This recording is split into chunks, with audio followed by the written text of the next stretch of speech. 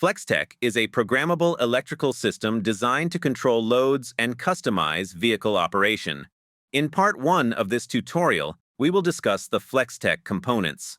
The system starts with the Programmable Relay Power Center, or PRPC. The module connects to the vehicle with a data link harness and interfaces with vehicle networks. It receives vehicle data and allows the designer to use that data and logic for any number of outputs on the system. Next is the switchbacker board, which interfaces directly to the switches based on the vehicle.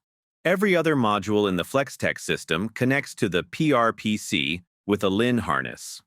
LIN stands for Local Interconnect Network, and this harness communicates only between intermotive modules. The other modules don't receive any vehicle data. They're taking commands from the PRPC for faster outputs. They can be mounted remotely, since the PRPC is the only one that connects directly to the vehicle. The expansion board is an input-output expander. As an add-on module, it can be used for flashing light options, for example. The power distribution module is used for adding extra devices to the vehicle that do not require logic. The gateway LED panel is also an add-on used for fast idle and wheelchair interlocks. All of the logic is in the PRPC, and it commands all the other modules. The top half of the board is the high current connectors. The bottom half of the board is for logic, where the processor, inputs, and low current outputs are located. The bottom right is the LIN connector. The PRPC is usually located in the electrical panel to the left above the driver's head. Here we've got the programming port. This is what we use to update configurations or firmware. This is the battery lug, which provides power to all the relays and only the relays. This is our low current output connection for loads that require less than 0.5 amp, like step-well lights, exit lights, or signals to open and close the door. This is our CAN DLC harness, and how we get the information off the chassis. And you'll notice we've got two twisted pairs here, green and blue, and yellow and brown. Those are going to be CAN communication, so the voltages will be changing. The red and the gray are power and ground.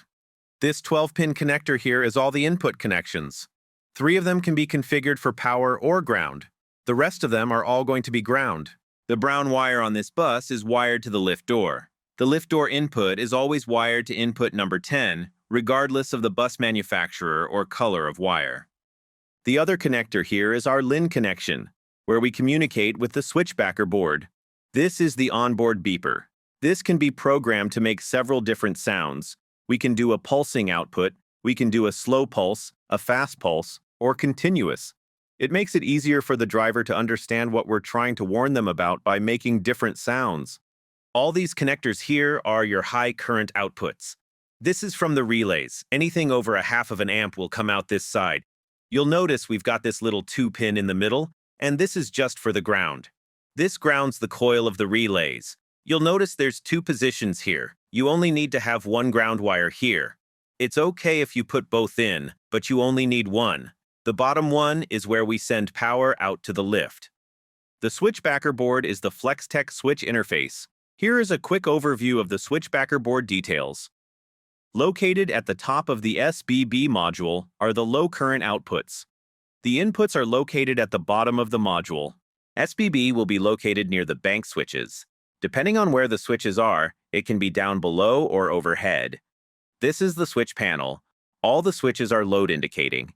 You can see when the switch turns on, it indicates that power is going out. Below is the switchbacker board and connections to the LIN. One of them communicates with the LED display, and the other one will communicate with the PRPC. We also provide this harness that connects to the back of the switches and plugs into the switchbacker board. We've got power and ground here, red for power, black for ground, a 10 amp fuse, and then these are our outputs that we can turn on. For example, indicator lights, a voltmeter, amp meter, or to show that a door is open. The expansion board provides additional high current outputs, used for flashing light options. For instance, if you want the lights to flash when the entry doors open, or if the wheelchair doors open, those can be set up to come on automatically. You can use up to 2 expansion boards on one FlexTech system. Here is the expansion board. The relay header comes from Intermotive with these wires already configured. The way those jumpers are set up is going to determine if we send out power or ground. The default is 12 volts out. This connector here is our inputs. This tells it to start the flashing light sequence. This connector here is for the relay outputs, which we're not using on this bus. The fuses go here for those. This one is an input connection. We use it to tell how we want the lights to flash. In the corner, this 4-pin is our output. This is what actually connects directly to the lights. This big connector in the corner with the red and black, that's the power coming in. The fuse is coming from the power distribution module here. The power distribution module is used for adding extra devices to the vehicle that do not require logic, like a camera, for example. This particular PDM is provided by Intermotive. You may have a different one on your vehicle.